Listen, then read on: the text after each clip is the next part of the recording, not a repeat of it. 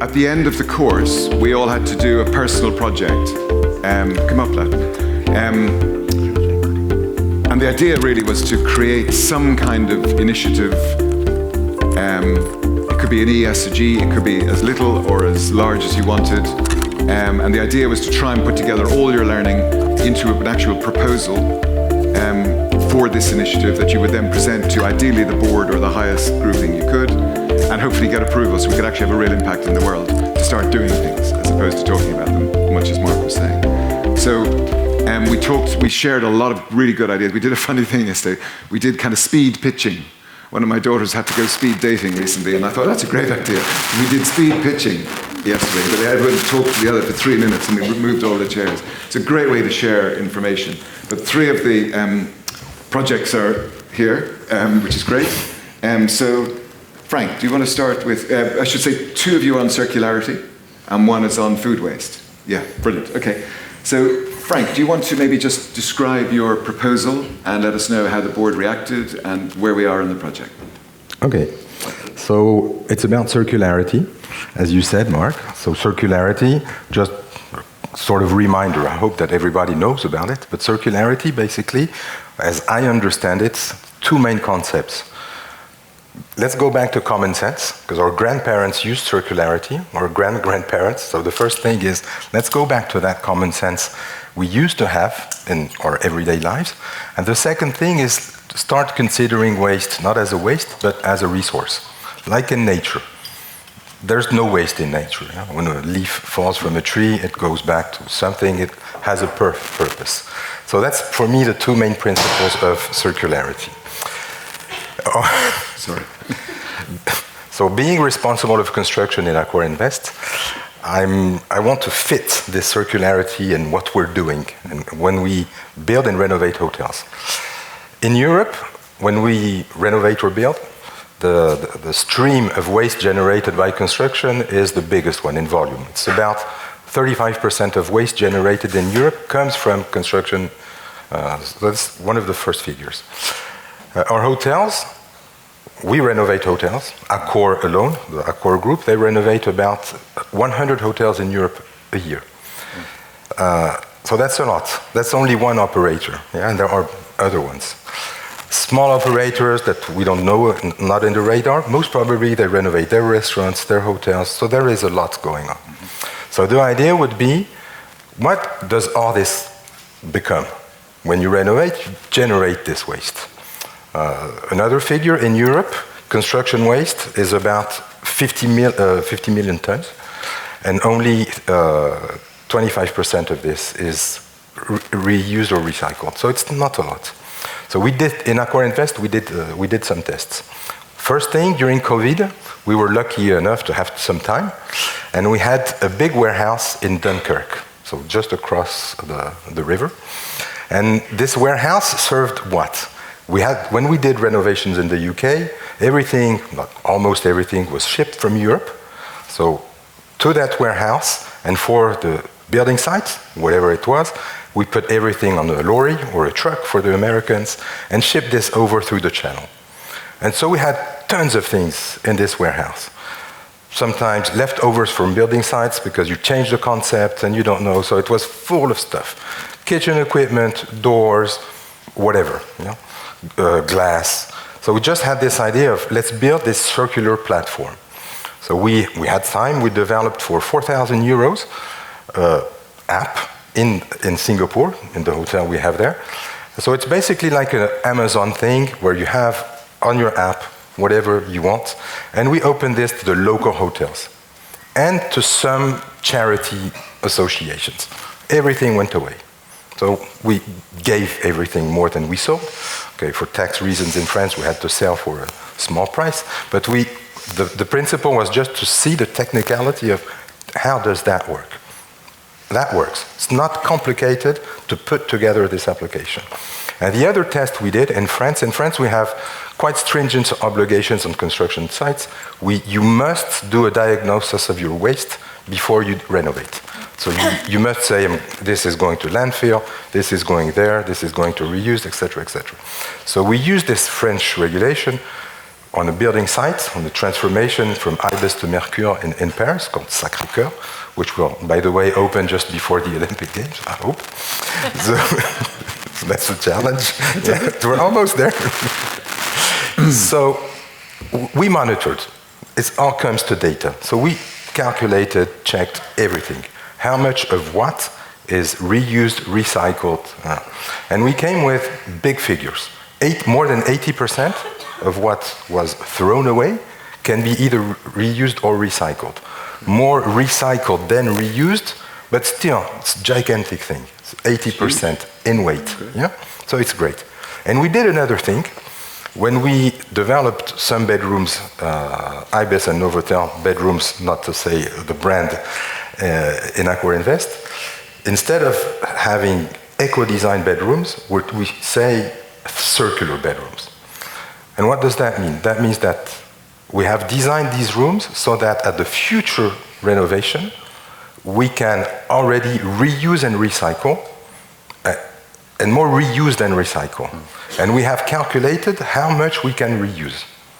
So it comes to 83% for an Ibis, a little bit less for a Novotel. So this is everything we put together. So the idea is what? The idea is to scale this up to the entire industry and hospitality. Because when I renovate a hotel, if I'm in a circular model, you can use whatever. Yeah, let's say the luggage rack, which is mobile, or the hand. How do you call it? Penderie in English. The rack? Wardrobe, yeah. Wardrobe. I'm sorry, I'm French. So the wardrobe, so it can be used there, and there, yeah? So the project is to bring this up to scale. In France, there are such companies doing this, but more for the office.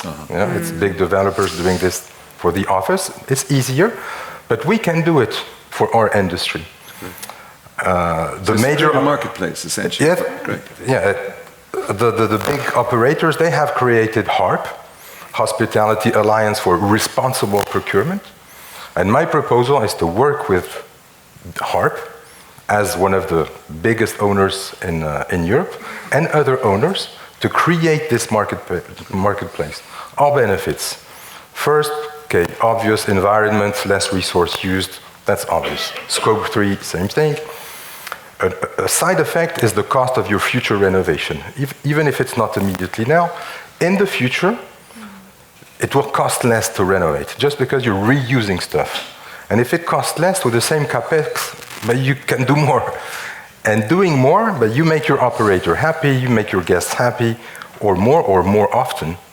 So, and our clients, they want what? They want change all the time.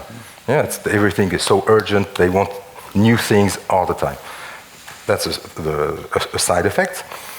And the last one is, at some stage, everything, or not everything, but part of it could go to charity, because you're not reusing everything. And we did other tests in Strasbourg in France, where it was more charity. And these guys, they are eager to take stuff, you know, whatever furniture, faucets, toilet pans, or whatever. So it has even a social impact. That's great. So that's the project. Terrific. Claire, you were also circularity, but in maybe a different scale and a different area. So do you want to tell us about your one? Definitely. So it's always good to listen to Frank's grandparents. We're doing that at Travelodge as well. And as part of our Better Futures plan, we have an objective to reduce waste. And as we all know, e-waste, hazardous, growing global problem. So the idea was a very simple one. And at first, Mark had to counsel me around this because I wanted a big grand idea that was going to save the planet a lot quicker, and had to get comfortable with the idea that lots of small improvements are going to add up to a big change and help us on our journey. So, thank you. My microphone's not working. Oh, that's much better. So one of the things that we suggested we should do is introduce a tech refurbishment program. So we have probably 2,000 PCs across our 600 hotels. And the idea behind this is really simple.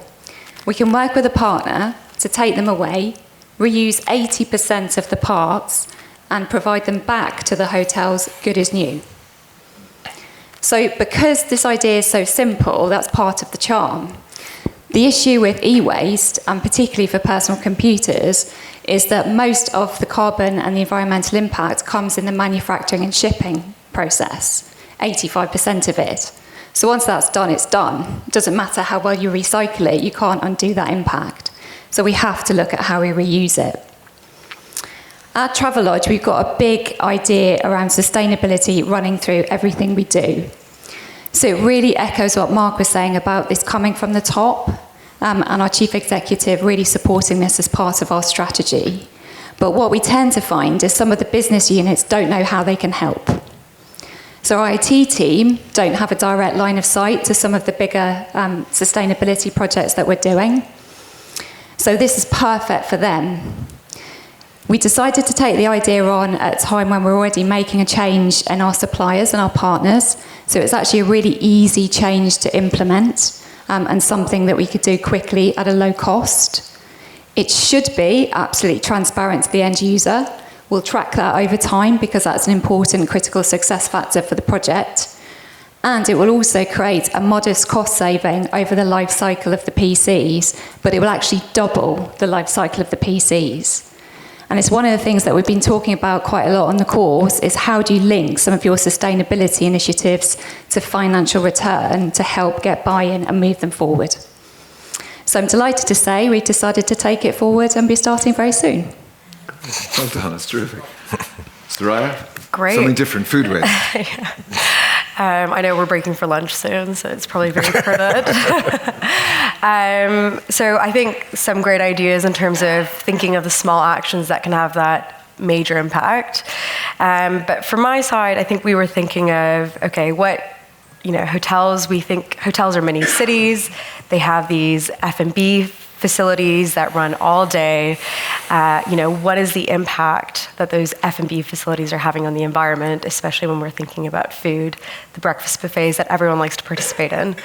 And so I wanted to reduce food waste. That was one of the main things. And when you think about Scope 3, we had done this exercise. Obviously, one of the largest ones are the actual Scope 3 versus Scope 1 and Scope 2. As we don't manufacture anything, but we do supply a lot. We definitely purchase a lot of food and beverage. And so I said, okay, I want to do this, but how can I make it actionable and engaging for the assets to participate in? And obviously, finance and having those financial drivers are the biggest one, the language, the communication. So I can say, we can save this much CO2 if we, take on this actionable food waste program. They're like, great, still not engaging. Okay, we can reduce our food waste by X amount by weight. Still not there. And then I was like, okay, well, how do I attract and engage them? Because on the ground, operationally, they'll have to take this on. They'll have to gather data. They'll have to make tailored action plans based on that data. And it has to continue beyond maybe the 6-month scope for the project. So what I did was I looked at our food waste on a monthly basis, and I tried different conversion factors. So I said, okay, the weight is the equivalent of X amount of pounds per kilogram, and that's how much we're actually wasting. So I tied it to a financial cost that the business was losing every month. And then it started, all the GMs started to curse at me. This is completely wrong. Where did you get it from? And so, showing the breakdown of saying, and I think this is the most important thing beyond the action plan, is just trying to find what are the problems before coming to any solutions. And I think that's the area that we're at right now, because I cannot provide solutions if we don't actually know what the problems are in the business. So I said, okay, let's focus just on the breakfast buffet. Let's say that you have this many guests and this is the type of waste that they would produce, and this is the cost associated based on the type of food that you're providing. You're losing this amount. What is a good KPI for you to meet in the next year? And so it's kind of working backwards with them. And so for one of our hotels, we decided that we would have to reduce the food waste cost from 9% to 5% in the next 6 months. So it's actionable, they can see it within their P&L, it makes sense, they can share it across all their F&B facilities, and people can get engaged. And so the reason why, again, I'm not going on to the action plan because I think that's so important, but it's really figuring out how can you make it stick.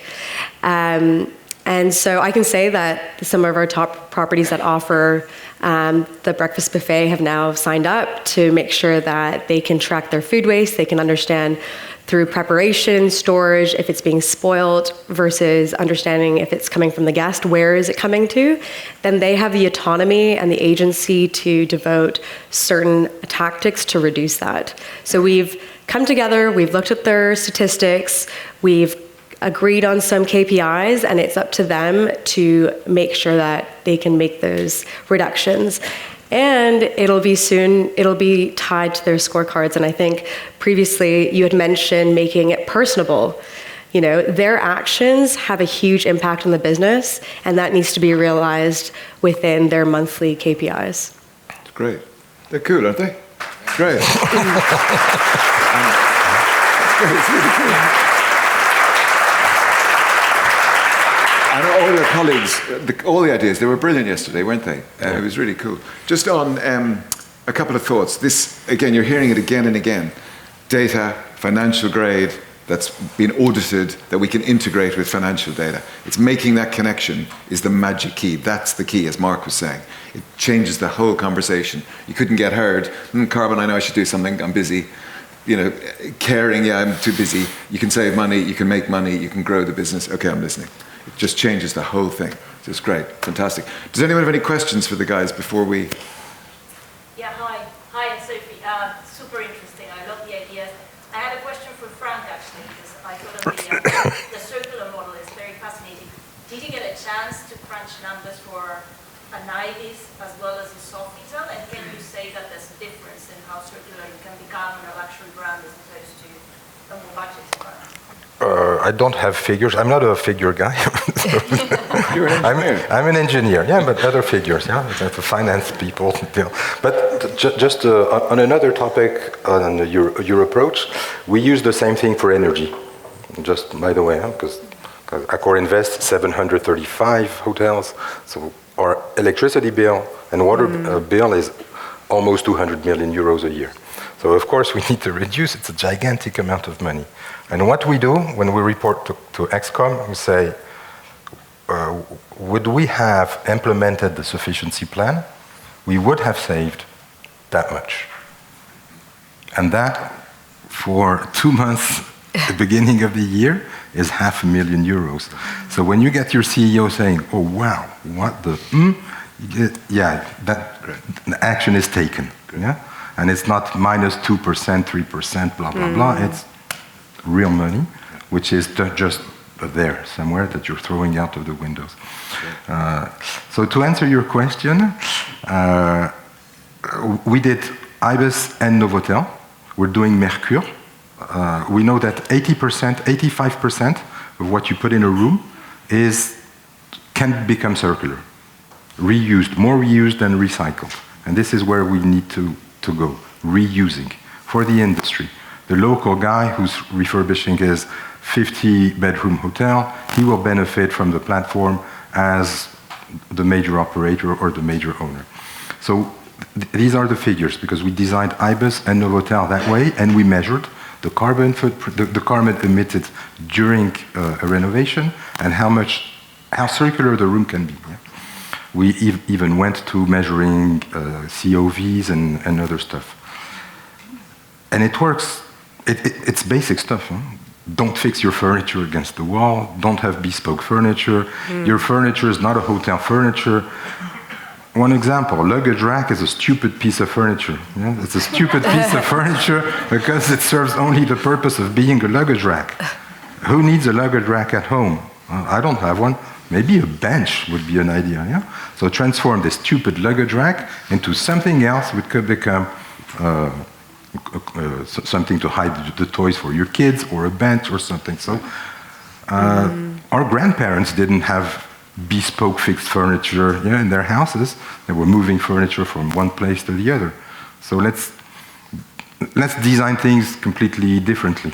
Let's not eco-design, which is I put a bamboo stick somewhere and fine, super, but let's think circular and let's just think 10 years forward. In 10 years, when I'm going to renovate the room, what's going to happen? This guy is going to say, what the heck? It's impossible. This needs to be just completely slaughtered and cannot be dismantled. So let's just common sense. And even for a 5-star hotel, can be done. Any other questions? Since we have the three of them here. Oh, is it on here? Okay, can you see that, guys? Yeah, that's one of the, yes. This is one of the ideas. I think this is one of the ideas. We investigated, but we didn't find enough partners to go that way. Yeah. One of the interesting things I think it came up actually last year. If you again go back to the financial argument, it's kind of insane. We have this idea of depreciation, right, in accounting, which is fine. But actually, when I throw away a luggage rack, right, it still has some value, right? But I'm throwing away 100% of the value. But it actually, I'm losing a lot of money, if you think about it. It's probably still worth, even if it's 10 quid, right? I'm throwing away that tenner because I just get rid of it. We're actually disposing of value as well as the items. It's worth thinking about that. So I think this idea is terrific. I mean, it's great. Any other questions for them?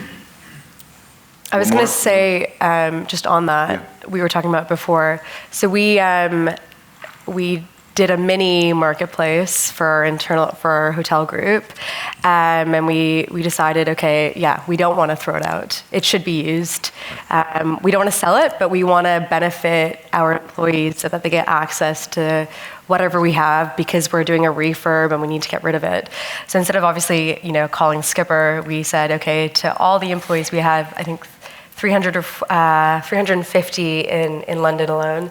And we said, okay, we have X amount of beds, we have all these TVs, we have computers and kettles and teacups and all of these things. And we said, you know what, it's free. You come to the hotel, you pick it up, and that's it. We did it on Excel, so it required nothing. And I think in 2 weeks, we got rid of 56 items, which was the equivalent of like £670 from the Skipper. And we saved 5,500 kilograms of CO2, and we had equated it to the rest of the lifespan of that product and the actual life cycle. Terrific. Yeah, so I think you can do it on different scales. Yeah, absolutely. And definitely prototype it as much as you can. And I think as Claire was saying, this was it Clive Woodward, the famous English rugby coach, said, you don't improve anything by 100%. You improve 100 things by 1%. And I think that's really worth thinking about. So one question there. Just a quick one on the previous slide, which I thought was very interesting, the 500 to 800 grams, or whatever it was, kilograms. Can somebody please give me some more detail on that? Because that's quite a big statement. If you have a hotel, and that's a hotel room, I'm assuming. Can you just sort of give us more detail on how you came to that number? On which number? I think the previous question. On the previous slide. Oh, sorry. How did you come up with that number? There. Well, we counted. Honestly, we work with a consultant, French guy, specialized in circularity, who's building up a circular platform. And the guy calculated when you do an IBIS bedroom, item by item, how much does it weigh? And they have a circular scorecard with materials used. Are they dangerous, not dangerous, healthy, not healthy? So this is really eco-design. What can this stupid luggage rack become? Is it, you can just remove pieces. For instance, this table, No, but this table is not circular. This table, will stay a table. But if you take this surface and you can remove it from this, but this becomes circular, because this has one life, this has another life. And you put this square, you change the design completely, you put wood, change the design completely, and you already think at the second life. So we worked with this consultant just to think at the second life during the design of what could become all the items. So it's really another design approach. Yeah. It's not, I'm happy. Well, I did a nice renovation. That's really, think at the next one. It comes Which back is to the not- mindset point. You just need to think of things differently, see it differently. Terrific. May I Please again? do, yeah. Because I had two projects actually. I had a shadow project. No, I had another one, which is again a call to the industry. Yeah? The first one is, guys, let's do something together. Yeah, let's not leave it as Frank's idea. A very nice guy, French. Yeah, no. But I have another idea. During the discussions this morning, we talked a lot about sustainability. We talk a lot about capex. Investing, having money, you invest. In Accor Invest, we're owners and operators. So being operator, we operate 20,000 staff in our 735 hotels. And we believe that our first asset is these guys. And we need to invest to start with in these guys. Not our properties, but these guys. So when I saw the actions, I miss one. I miss step 0, which is investing in the people we have in the hotels. Because they are key. You can have a super duper hotel, class A, if you still manage it like a pig, you will. No, but it's just like having the air conditioning, your windows open. Yeah, it's really horrible. So the first thing we need to do is invest in these guys. This is what we're trying to do. But I think that collectively, one of the weak points is the technical part of the hotels. There are tons of classes for chefs, cooks, whatever, yeah? But I think there's nothing for the technical guys. And the technical guys, they will have a future which will be more and more complicated. Today, they run after everything, just to make sure the temperature is okay, nothing is leaking, this guest which complained because the flush doesn't work, etc., etc. But tomorrow they will have super complicated BMS, they will have in their bonus carbon reduction, they will have complex systems. So I think that collectively we need to build, and that was my second project, my shadow project was, let's do a school for this technical population. Because the guy working in Marriott Hotel or any hotel, they address the same subject, which is at the end of the day, reducing the carbon footprint of our business. Yeah. So my call would be, let's try to move and create this technical school to make sure that we upskill this population. Well, even better, why don't we include that, Stefan, as part of our operational course? Where are you? There you are. Why don't we look at that? That's a great idea. Good. Okay. Thank you very much. Well done, guys. Thank you. Thank you.